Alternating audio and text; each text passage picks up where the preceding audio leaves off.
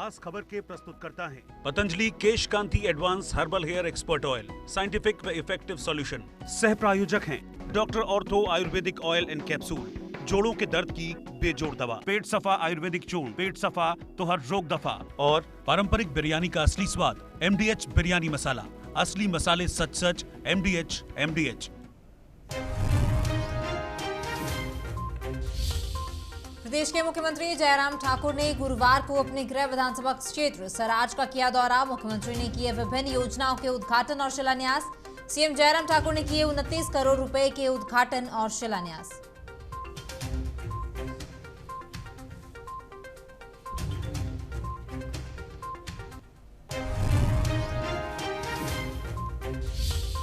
प्रदेश में लगातार फैल रहा लंपी वायरस का प्रकोप। वायरस को लेकर कांग्रेस के वरिष्ठ प्रवक्ता सोहनलाल ठाकुर ने प्रदेश सरकार पर साधा निशाना। लंपी वायरस से पशुधन की मौत होने पर खोला मोर्चा, कहा सरकार नहीं दे पा रही महामारी पर ध्यान।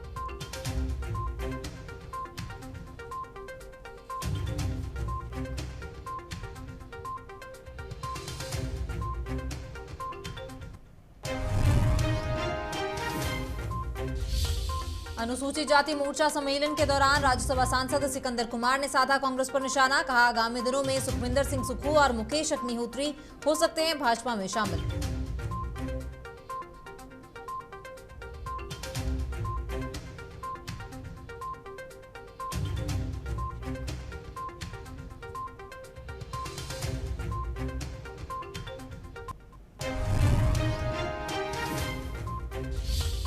कांग्रेस पार्टी के प्रदेश मीडिया प्रभारी अलका लांबा ने हमीरपुर में की प्रेस वार्ता कर कहा 29 सितंबर को हमीरपुर में होने वाली संकल्प रैली में छत्तीसगढ़ के मुख्यमंत्री भूपेश बघेल भी करेंगे शिरकत।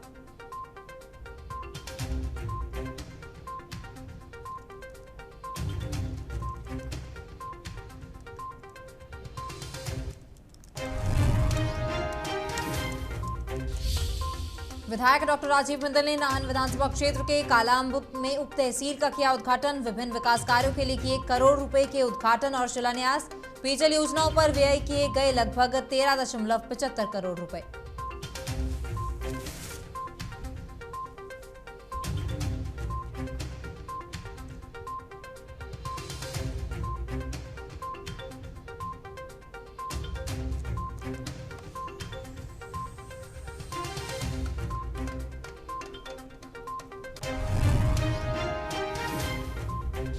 नमस्कार, इंडिया न्यूज पंजाब हिमाचल पर आपका स्वागत है। मैं हूं आपके साथ तमन्ना अरोड़ा। खबरों की शुरुआत करेंगे मंडी की अहम खबर के साथ।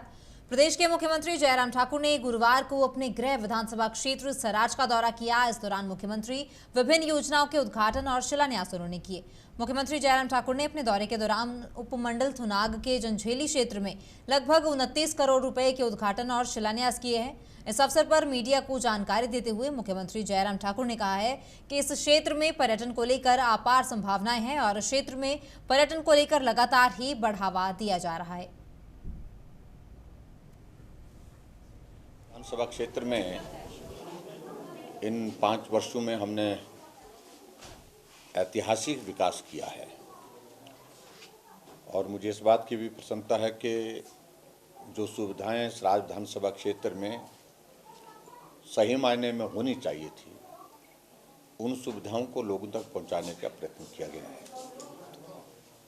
और आज मुझे इस बात की खुशी है कि आज मैं जंजैहली में यहाँ पर आया हूँ। यहाँ हमने आज 12 उद्घाटन और 2 शिलान्यास, कुल मिलाकर के 14 उद्घाटन शिलान्यास के दोनों ये कार्यक्रम किए हैं और जिसमें लगभग जो है वो 29 करोड़ रुपए की विभिन्न योजनाएं आज समर्पित की गई है। और उसमें सबसे महत्वपूर्ण चीज़ मुझे जिसका जिक्र करना है कि जंजैहली में हमारे यहाँ पर इंडोर स्टेडियम जो 6 करोड़ की लागत से बनकर के तैयार हुआ और ऐसे इलाके के लिए इस प्रकार की सौगात मिलना, मैं समझता हूँ कि एक सपने को साकार करने वाली बात है। तो बहुत लंबे समय से सारी बात को लेकर के एक बात कही जा रही थी कि ये होना चाहिए, ये आज पूरा किया। और दूसरा, स्वास्थ्य की सुविधाओं को और बेहतर करने के लिए जंजैहली में जो हमारा सिविल हॉस्पिटल है, यहाँ लगभग 11 करोड़ की लागत से इस भवन का आज उसको पूर्ण किया। इसका शिलान्यास भी मैंने ही किया था, उस वक्त ये CSC था और मुझे इस बात का अफसोस है कि बीच में आधी अधूरी बिल्डिंग का कांग्रेस की गवर्नमेंट में इनॉग्रेशन कर दिया था, जबकि सुविधाओं की दृष्टि से उसमें कुछ जोड़ा नहीं गया। लेकिन फिर भी उसके बावजूद हमने इसका जो पूरा इसकी जो ड्राइंग बनाई थी और जिसके लिए हमने ANDS भी दी थी और जिसके लिए बजट प्रोविज़न भी किया था, हमने सरकार बनने के बाद उस लक्ष्य को हासिल करने के लिए काम किया कि जो हमने स्वप्न लिया था, यहाँ पर जो हमने सोचा था जंजैहली में स्वास्थ्य की सुविधाएं इस प्रकार से होनी चाहिए, आज वो हमने विधिवत उसका उद्घाटन करके इस हॉस्पिटल का समर्पित किया है और 11 करोड़ की लागत से इसके लिए बजट का प्रावधान रहा। हिमाचल प्रदेश कांग्रेस पार्टी के वरिष्ठ प्रवक्ता सोहनलाल ठाकुर ने प्रदेश सरकार को पशुओं में फैल रहे लंपे वायरस को लेकर प्रदेश सरकार पर निशाना साधा है। मंडी में सुंदरनगर में आयोजित पत्रकार वार्ता में सोहनलाल ठाकुर ने कहा कि जहां एक और प्रदेश में लंपे वायरस से 5,000 से अधिक पशुओं की मौत हो चुकी है और 85,000 से अधिक इस वायरस से प्रभावित हैं, प्रदेश सरकार इस महामारी के ऊपर कोई ध्यान नहीं दे रही। प्रदेश सरकार सिर्फ प्रधानमंत्री नरेंद्र मोदी के स्वागत के लिए रैलियों में व्यस्त है। उन्होंने सरकार से अपील की है कि इसे आपदा घोषित करके कार्य करे और गांव-गांव जाकर इस महामारी की रोकथाम करे और सभी जानवरों को वैक्सीनेट किया जाए। हिमाचल प्रदेश में पिछले कुछ दिनों से जो जानवरों में लंपी स्किन डिजीज़ पाई जा रही है, ये एक महामारी का रूप ले चुकी है। अब तक इस बीमारी से पूरे प्रदेश में 5,000 के करीब जानवर मर चुके हैं और एनिमल हस्बेंड्री डिपार्टमेंट के मुताबिक 85,000 जानवर इससे अभी प्रभावित हैं। और इतनी तेज़ी से ये बीमारी फैल रही है, सरकार की तरफ से अभी तक इस बीमारी की रोकथाम करने के लिए कोई प्रयास नहीं किए गए हैं। पहले हिमाचल प्रदेश की पूरी सरकार मोदी जी के स्वागत में लगी हुई थी और अभी भी कहीं रैलियां चल रही हैं, कहीं महिला मंडल के सम्मेलन हो रहे हैं, कहीं दलित सम्मेलन हो रहे हैं और किसी भी विधायक और मंत्री को ये पूछने का टाइम नहीं है लोगों से और एनिमल हस्बेंड्री की टीम से कि आप इस बीमारी की रोकथाम करने के लिए क्या प्रयास कर रहे हैं। लेकिन सरकार की अनदेखी किसानों के लिए बहुत भारी पड़ रही है। किसान के हित की ये बात सरकार करती है, लेकिन किसानों के हित के लिए उनका पशुधन मर रहा है और सरकार को कोई चिंता नहीं है। अभी तक केवल मात्र 1 लाख जानवरों को वेटनरी विभाग वैक्सीनेट कर पाया है। 3,88,000 के करीब जानवरों को वैक्सीनेशन होनी है और सरकार के पास मात्र 90,000 के करीब वैक्सीन उपलब्ध है। किसान मजबूर हैं बेचारे कि अपने प्राइवेट उन्हीं डॉक्टरों को, वेटनरी डॉक्टर, ऐसे तो फीस 5 रुपया है, लेकिन से बचाव के लिए तकरीबन 2,000 रुपये की दवाई लग रही है और विभाग के पास दवाइयाँ इस ट्रीटमेंट के लिए नहीं हैं। लोग मजबूर हैं बाहर से दवाइयाँ खरीदने के लिए और ये भी दवाई 1 हफ्ते का पैकेज है। अगर 1 हफ्ते में जानवर ठीक नहीं हो रहा है तो ये रिपीट हो रहा है और ये 2 के जगह 4,000 लग रहे हैं। कि ये एक बीमारी जो लंपी स्किन डिजीज़ है, ये एक महामारी का रूप ले चुकी है। जिला कांगड़ा में लंपी वायरस के मामलों में तेजी से गिरावट दर्ज की जा रही है, जिससे पशुपालन विभाग ने राहत की सांस ली है। जिला में यहां पहले प्रतिदिन करीब 1,500 मामले सामने आ रहे थे, अब वहीं ये आंकड़ा घटकर 300 से 350 तक पहुंच चुका है। बदलते मौसम के साथ लंपी वायरस के मामलों में थोड़ी राहत मिलती नजर आ रही है। पशुपालन विभाग के डिप्टी डायरेक्टर संजीव धीमान ने कहा है कि लंपी वायरस अब जिले में नियंत्रण दर में है और कहा है कि इस वायरस का इंसानों पर कोई प्रभाव नहीं है। वहीं संक्रमित पशु के दूध को भी पीने में कोई परेशानी नहीं है अगर उस दूध को उबाल कर पिया जाता है तो। जहाँ तक ज़िला कांगड़ा की बात है तो उसमें मैं आपके माध्यम से बताना चाहता हूँ कि अभी तक लंपी स्किन डिजीज़ के लगभग 32,354 केस हुए हैं और देखा जाए डेथ के बारे में तो 1861 डेथ हुई हैं। और यहाँ मैं ये भी जानकारी देना चाहता हूँ कि इस समय ज़िला में जो है प्रभावित जो क्षेत्र हैं हमारे, उसमें वैक्सीनेशन का कार्य भी चला हुआ है। अभी तक लगभग हमने 30,000 वैक्सीनेशन जो है ज़िला कांगड़ा में कर दी है। और ये भी एक इसमें जो है मैं आपको बताना चाहता हूँ कि लगभग जो है रिकवरी रेट जो है इसमें काफ़ी अच्छा है। हमारे 17,000 से ऊपर जानवर जो हैं ठीक हो चुके हैं। हाँ, बिल्कुल आपने सही कहा है कि अगर हम देखें तो ज़िला कांगड़ा में शुरू में अगस्त के शुरू में जो है लंपी स्किन डिजीज़ के केसेस आने शुरू हुए थे और आहिस्ता आहिस्ता वो बढ़े और एक समय में 1400 1500 केसेस जो हैं हर रोज़ आ रहे थे। आज की डेट में जो है ये काफ़ी कम हो गए हैं। इसमें जो है आप मान के चलिए लगभग 400 के केस जो हैं ज़िला कांगड़ा में आ रहे हैं और कुछ दिनों से वो 350 तक भी बीच में गए हैं। तो काफ़ी हद तक जो है इस बीमारी को जो है कंट्रोल में किया गया है, परंतु अभी भी कई क्षेत्र ऐसे हैं जहाँ पर पहले बीमारी का प्रकोप नहीं था। नए क्षेत्रों में भी वहाँ अब कुछ केसेस देखने को मिल रहे हैं, जैसे हमारी पालमपुर बेल्ट है। तो विभाग द्वारा इस बारे में जो है कदम उठाए जा रहे हैं ताकि बीमारी को आगे। प्रदेश के गरीब छात्रों को यूपीएससी की कोचिंग लेने के लिए अब बड़े शहरों का रुख नहीं करना पड़ेगा। हिमाचल प्रदेश केंद्रीय विश्वविद्यालय धर्मशाला में केंद्रीय सामाजिक न्याय और अधिकारिता मंत्रालय और व डॉक्टर अंबेडकर फाउंडेशन के सहयोग से स्थापित किया गया है, जिसमें कि अनुसूचित जाति के 100 अभ्यर्थियों को यूपीएससी की परीक्षा के लिए निःशुल्क कोचिंग प्रदान की जा रही है। इसका शुभारंभ 6 अक्टूबर को होगा। हालांकि कक्षाएं 1 अक्टूबर को ही शुरू हो जाएंगी। इस संबंध में केंद्र के निदेशक प्रोफेसर प्रदीप कुमार ने पत्रकार वार्ता के दौरान कहा है कि कार्यक्रम का शुभारंभ राज्यसभा सांसद इंदु गोस्वामी करेंगी। केंद्र सरकार सामाजिक न्याय एवं अधिकारिता मंत्रालय द्वारा हिमाचल प्रदेश केंद्रीय विश्वविद्यालय को doctor Ambedkar centre of excellence अधिकृत किया गया है।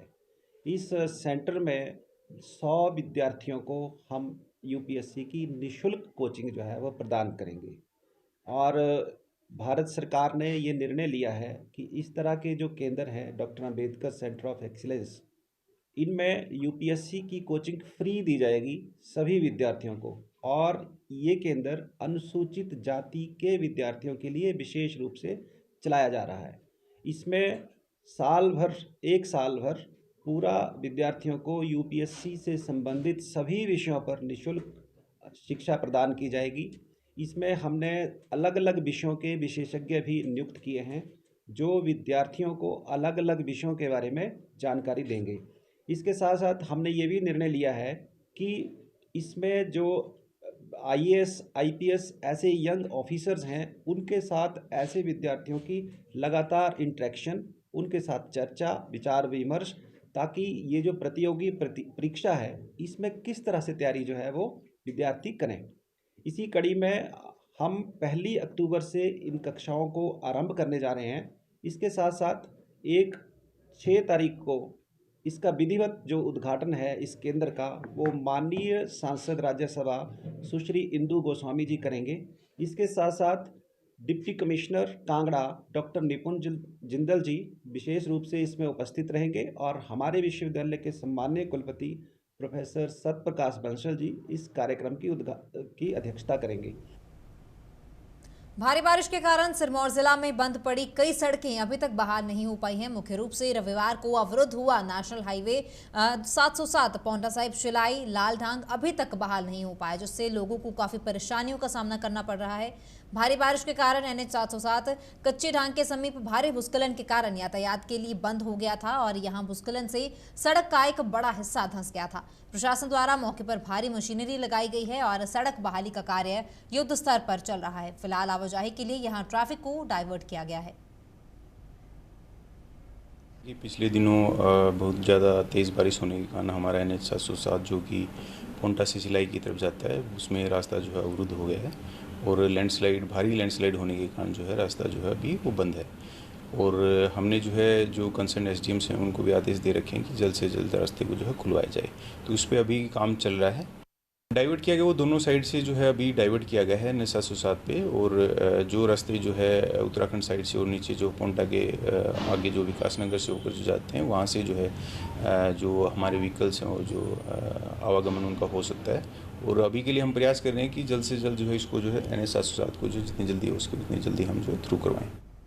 केंद्र की मोदी सरकार द्वारा गिरपार के हाटी समुदाय को जनजातीय क्षेत्र बनाने के फैसले के बाद प्रदेश की जयराम सरकार की मुश्किलें अब लगातार ही बढ़ती जा रही हैं। इस फैसले के विरोध में अब गुर्जर समुदाय के महिलाओं ने सरकार के खिलाफ मोर्चा खोल दिया है। दरअसल गिरपार इलाके के हाटी समुदाय को जनजातीय क्षेत्र देने, आरक्षण कोटा न बढ़ाने और अधिकारों से छेड़छाड़ के विरोध में गुर्जर समुदाय की दर्जनों महिलाएं भूख हड़ताल पर बैठ गई हैं। डीसी ऑफिस परिसर में सरकार को चेताने और अपनी मांगों को लेकर सुबह 10 बजे से शाम 5 बजे तक सांकेतिक भूख हड़ताल पर बैठी महिला शक्ति ने दो टूक शब्दों में सरकार को चेतावनी दी है कि यदि सरकार ने उनकी मांगों को नहीं माना तो वो किसी भी हद तक आंदोलन करने से पीछे नहीं हटने वाली।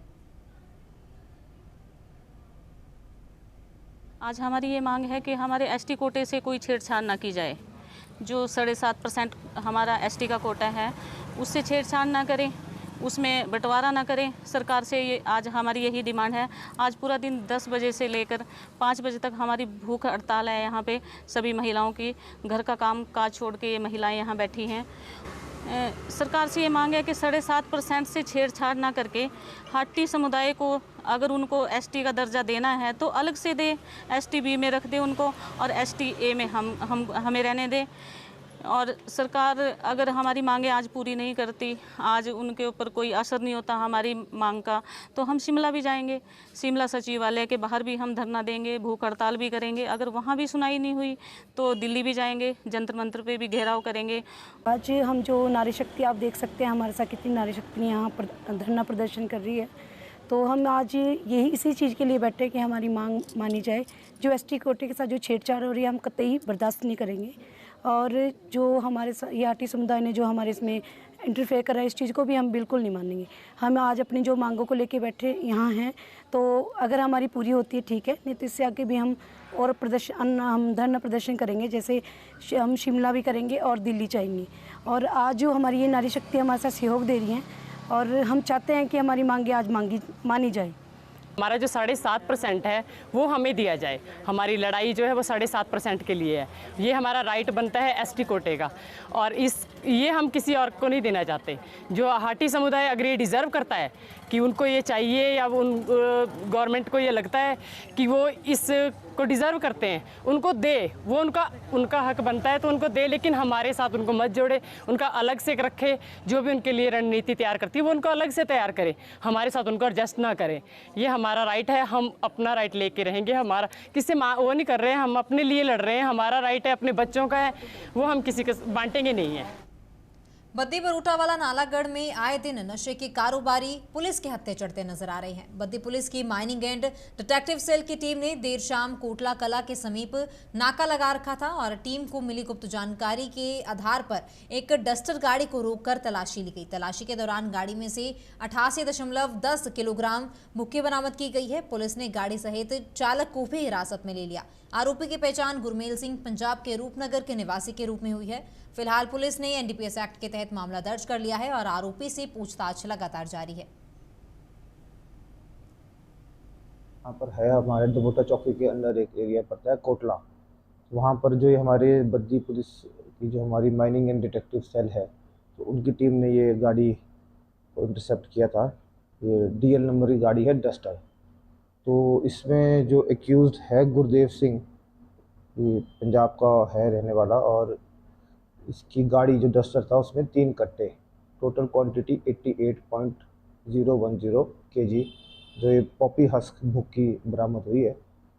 और तो इसमें बाकी इन्वेस्टिगेशन दुबोटा चौकी के IO इसमें कर रहे हैं। ये कल अरेस्ट किया तो आज पेश किया जाएगा, विदिन 24 आवर्स पेश। खबरों के बुलेटिन में फिलहाल इतना ही। आप बने रहिए इंडिया न्यूज़ पंजाब हिमाचल के साथ। नमस्कार।